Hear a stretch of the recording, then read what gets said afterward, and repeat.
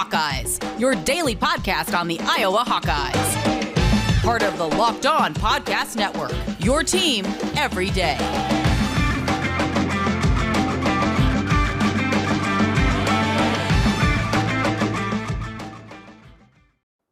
Welcome back, Hawkeye Nation, to a Friday morning episode of the Locked On Hawkeyes podcast, your daily podcast covering your Iowa Hawkeyes on the Locked On Sports Network. As always, I am your host, Andrew Wade, excited to be back for another show today.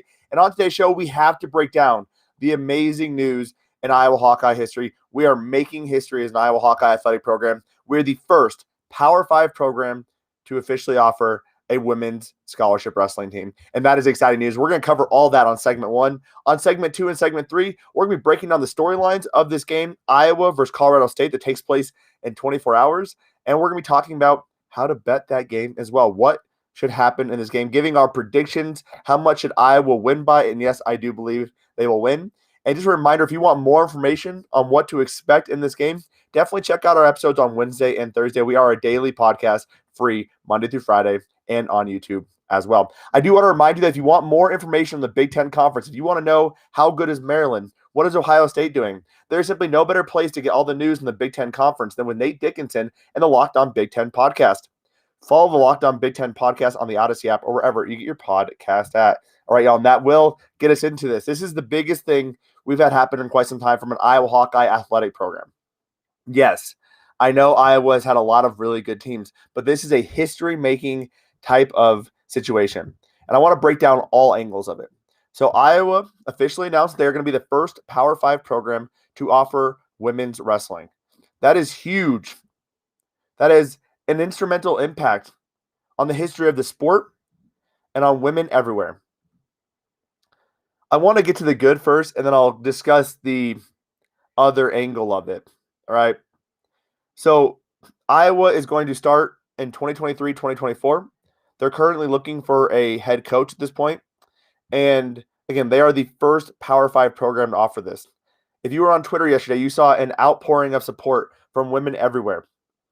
We saw adults showing their little girls wrestling and saying they have something to look forward to. They have something they can be excited about going forward. And it just makes sense that the best wrestling program in the nation offers this first. There's already wrestling at the Iowa high school level. I actually have my sister's best friend, her daughter wrestles. I think that's pretty awesome. And it's pretty cool to know that they now have an opportunity to go play a Power 5 sport, to go play and wrestle in a Power 5 school at a big-time school like Iowa. The coaches are going to be separate, so it's not going to be the Brands doing this. There's going to be a different coach. But they did have a really good quote. I thought that, head coach Brands said, he said, "Women's wrestling is awesome. It's great for the women. There's little girls across the country and across the planet that are going to see this. It's that impactful. But let me tell you something about it that impacts the men. It makes the men's program stronger. Women's wrestling, since its inception, has always made men's wrestling better. There's a correlation, and it's documented." I think that's awesome. I mean, again, the fact that we already have such a renowned men's wrestling program, it makes sense for Iowa to now offer a women's wrestling program. And this is going to be a big-time opportunity. From a national media perspective, this is huge. This is great news to see Iowa in the news for this, as opposed to other reasons like Gary Barta removing sports. This is awesome to see them make history like this, and it gives them a leg up on the competition going forward. This puts Iowa women's wrestling in the driver's seat in terms of winning national titles going forward. In just 2 years, we'll be able to start seeing the fruits of that labor come to fruition. So really excited about that. Now, the other side of this that I want to make sure we cover, because I think it's important to cover, is the fact that this came because of the lawsuit between the Title IX violations Iowa was having. And Gary Barta did not mince words on this at all. He said, "Were it not for the Title IX lawsuit, I wasn't ready to add women's wrestling yet. But I can tell you, while the timing may be challenging, the decision is awesome." We have had Matt Purdy on talking about the decision to remove and cancel sports across the Iowa Hawkeye athletic community, right? Removing men's swimming and diving, gymnastics, tennis, and also cutting women's swimming and diving, and then ultimately reversing on that decision. There are several aspects of that Matt was upset about. It was the lack of communication from Gary Barta. It was the lack of strategic vision from Gary Barta. It was the lack of willingness to actually have a conversation with people who cared, who were able to come up with a plan to make money, to actually make this profitable, make these sports profitable. So, well, a guy like Matt is very excited for women's wrestling, and he completely agrees that women's wrestling, Iowa should be the first school to offer women's wrestling. He is still upset and annoyed by the fact that the initial outpour of support was for Gary Barta to be the first guy to do this. I have never been a big Gary Barta supporter, and I think this is just a good example of where he has done a really good job of burying the lead. Right? Iowa, the news now is Iowa adds women's wrestling. What happened was Gary was getting sued, and he needed to add more scholarships. So he decided to add women's wrestling. Awesome. That's huge. Doesn't change the fact that we offered women's wrestling. However, it's coming from such a bad thing because he decided to cut several sports and was getting sued for violating Title IX. I seriously wonder how long Gary Barta could stay in his position. A lot of the Iowa Hawkeye athletic program's success is not because of Gary Barta. He did not make a lot of those coaching hires. He has not been the person instrumental for the resurgence in this athletic community. And I think his handling of this even says as much. It almost takes away from the excitement because he didn't feel like he wanted to do it yet. He felt like he had to do it in order to not be sued more as part of their, agreement for doing this. It's an interesting situation. I wanted to focus on the positive first because I think that's the most important thing. But I also want to point out the other angle of this and the fact that Gary Barta, he's not very good at his job, and he did a really good job of burying the lead on this one. And do not let him off the hook for this. This is because of a bad action he took. But nevertheless, the most important takeaway here is that Iowa adds women's wrestling, and that is huge for the sport of women's wrestling. It's huge for the Iowa Hawkeye athletic community. It's huge for men's wrestling. It's huge for just Iowa Hawkeyes across the nation. It's even more huge for women and girls across the nation as they have another opportunity. Love that. Super excited about it. Coming up on segment 2, we're going to talk about the storylines for Iowa versus Colorado State and then get into our predictions. I do want to remind you that Built Bar is the best tasting protein bar on the market today. Built Bar is the protein bar that tastes just like a candy bar. It has 9 delicious flavors, plus so many limited time offerings like white chocolate birthday cake with sprinkles, which I absolutely adore. I'm not kidding. I love that flavor. I eat it almost every single day. There's a couple boxes by me actually right now. But the best part about these protein bars is not just the taste. It is the fact they are really good for you as well. 17 to 18 grams of protein, 130 to 180 calories, only 4 to 5 grams of sugar, and only 4 to 5 grams of net carbs. Amazing flavors, all tasty, all healthy. And Built Bar is the official protein bar of the USA track and field team. If it's good enough for them, it's probably good enough for us. So go to built.com, that's BUILT.com, and use promo code LOCKED15, that's LOCKED15, and you'll get 15% off your order. Use the promo code LOCKED15, that's LOCKED15 for 15% off at built.com. All right, y'all, we are back for our segment 2 of the Locked On Hawkeyes podcast. Again, talking about the storylines. Yesterday, we talked a lot about Colorado State. So just to give you a recap, if you didn't listen to yesterday's episode, and I highly recommend you do, here's the breakdown of Colorado State, okay? They do not have a very good offense. It is incredibly inconsistent. The big playmaker is Trey McBride, a potential first-round tight end prospect. They love to throw the ball to Trey McBride. Almost half, or over half of their receiving yards have gone to Trey McBride. They potentially are missing their top wide receiver. Their offensive line is terrible at best. There's a few guys who can do a little bit, but this is an opportunity for the defensive line to feast. Yet they do like to run the ball. They are very, very consistent at trying to run the ball. David Bailey, a big-time running back, a big running back who can mow over guys, has done a fantastic job of getting yards after contact. And Todd Sancio, their quarterback, has been incredibly up and down, but mostly down as of late. His performance has been slowly decreasing since the season began. This is a team that lost to South Dakota State, an FCS team, 42-23.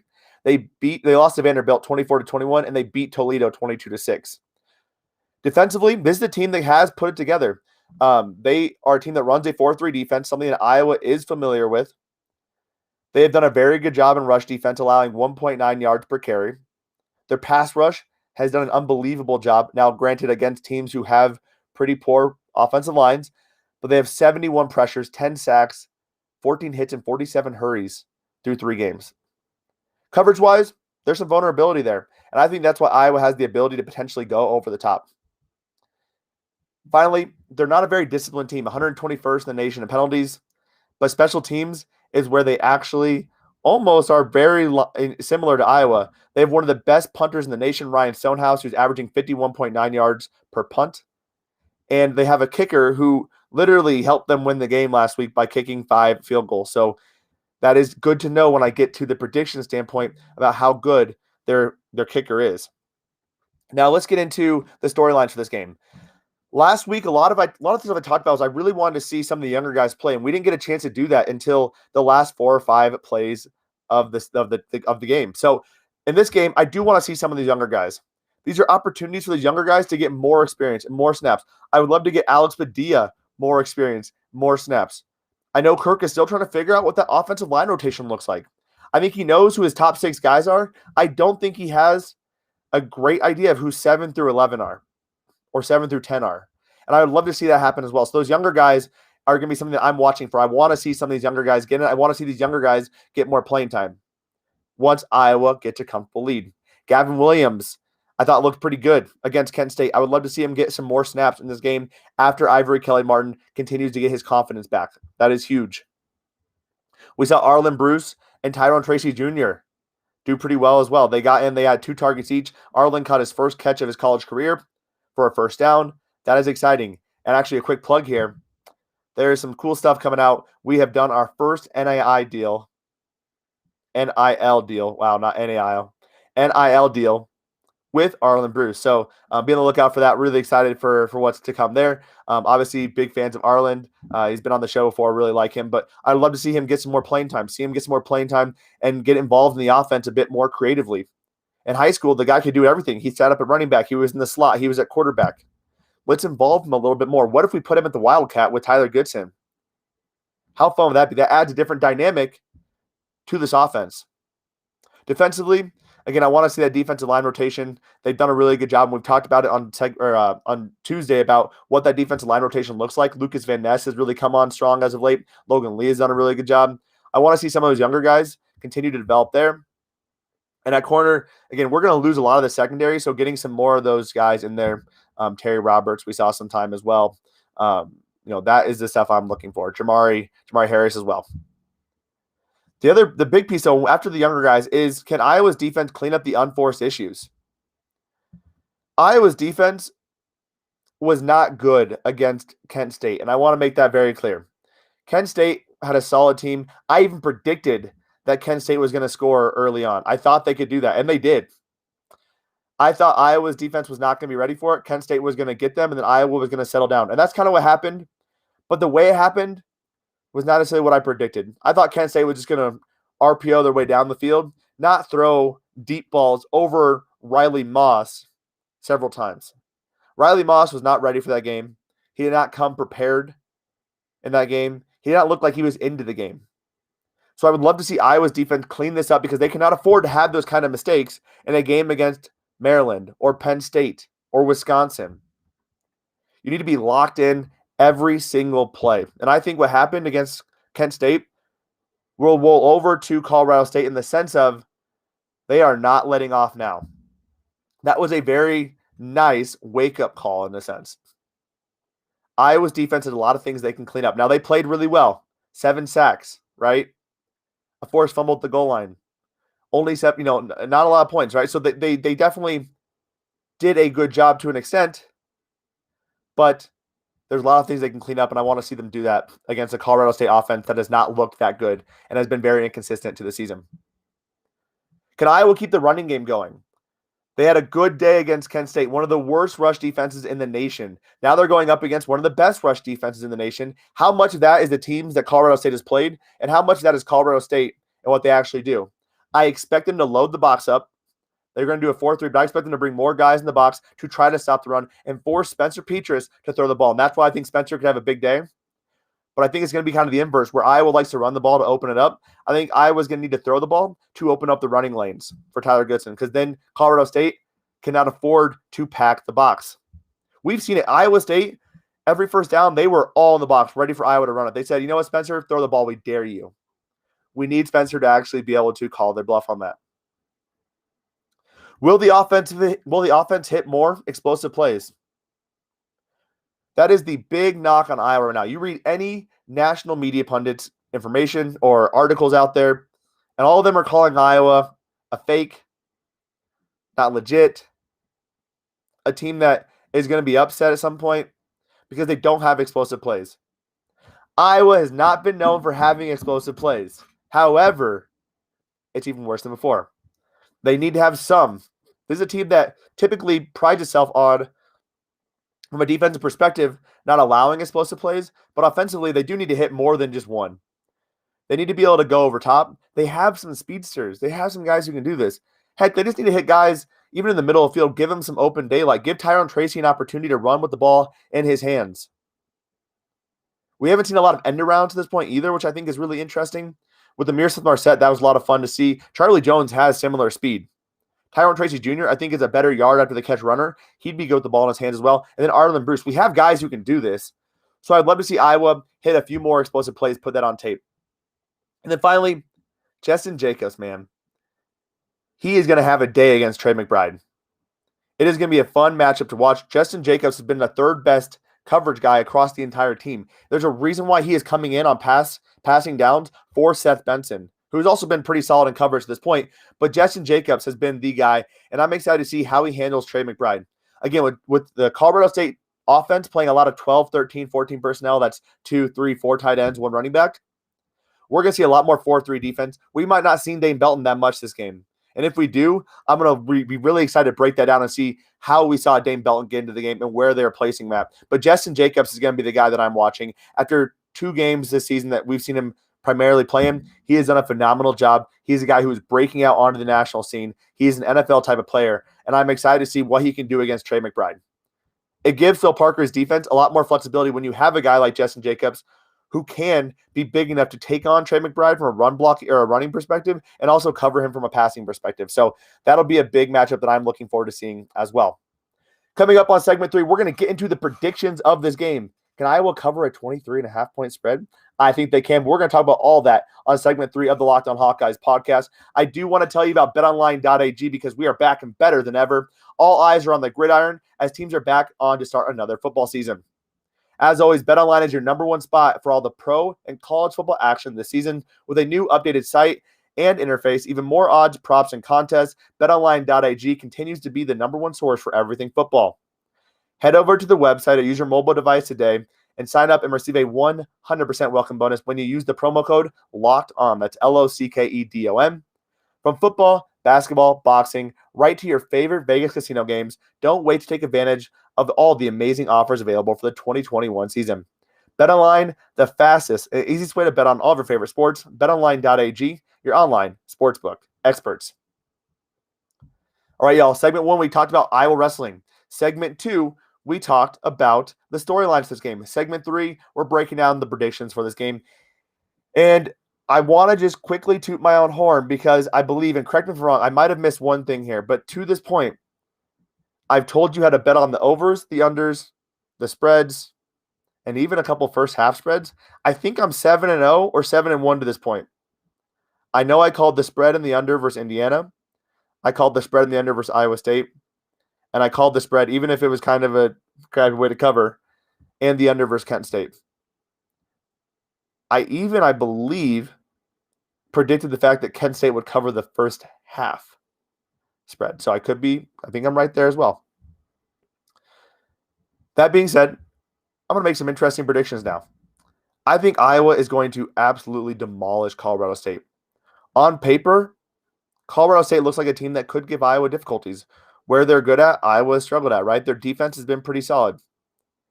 Colorado State has been so inconsistent, though, to this point. Let's start with the spread. 23.5. That is a lot. That is a lot for Iowa to cover.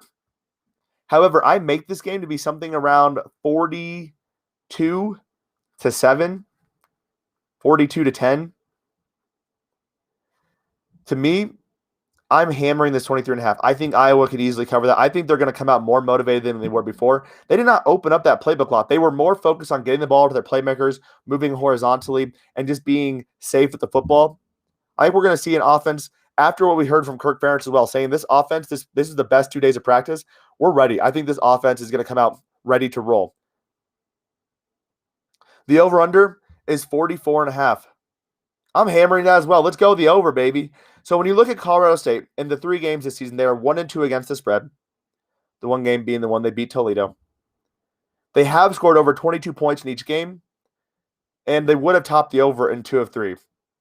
In the last 3 years, they are 1-0 versus ranked opponents. And as the away underdog since 2009, they are 20-22. And in the last 3 years, they are 3-4 against the spread. On the flip side, Iowa has only gone over the 44-point total once, but they've scored 27 or more in each of these games. So really it comes down to, do we believe Iowa can score more, and do we believe Colorado State can score a little bit more as well? When you look at points scored in the first half, so I'm just giving these numbers and I'm going to break down what I'm thinking. Colorado State is 99th in points in the first half with 8.5. Iowa is 24th with 20.3. In 2020, they had 17.8, so it's not like a huge variance here. The only concern is Iowa is 19th in points allowed in the first half with 6.7. It's also worth noting that Iowa doesn't allow a lot of points in general. And Colorado State is 12th with 5.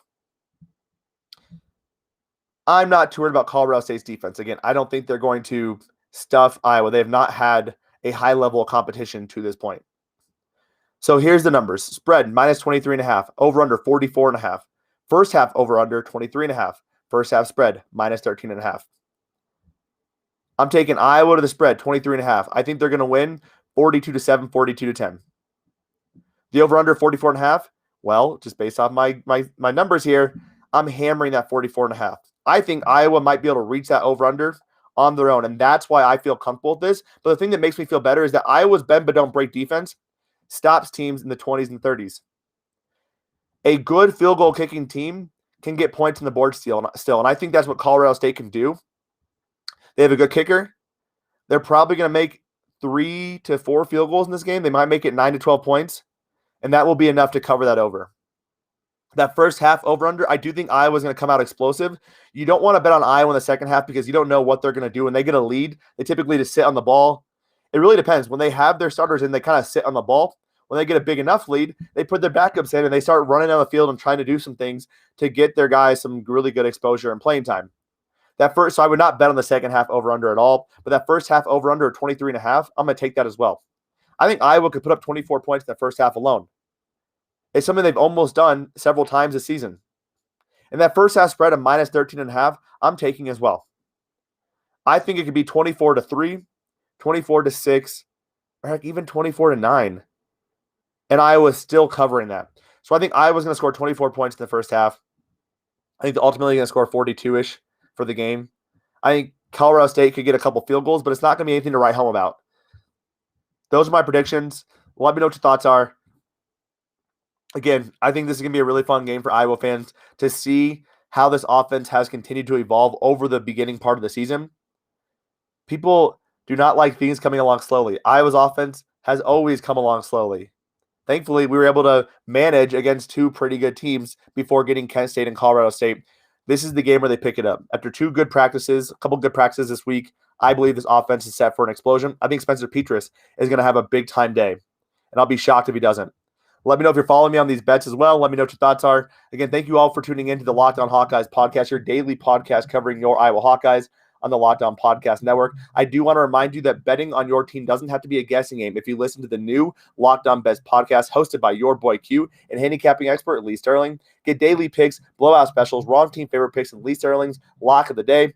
Follow the Locked On Bets podcast brought to you by BetOnline.ag, wherever you get your podcast at. And that will do it for our show today. Thank you all for tuning in. Have a fantastic Friday.